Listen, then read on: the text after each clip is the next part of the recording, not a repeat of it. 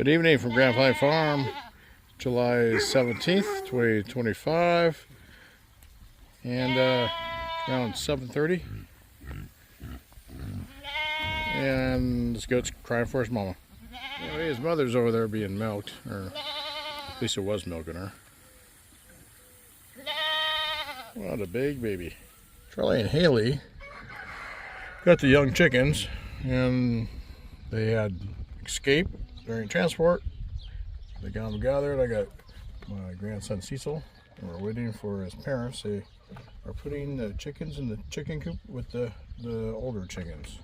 All right, I dropped my grandson back off with my wife down here, make sure everything's secured.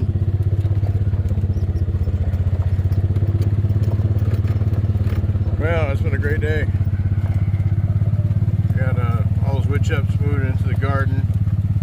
It's gonna be quite wild to do it all day. And it was about 92 degrees around 5 or so. I think it's like 91 right now. But anyway, that's half of that is what was done today, dropped off. I get more chips, then we'll finish this across, and then we'll till it under like I did last time.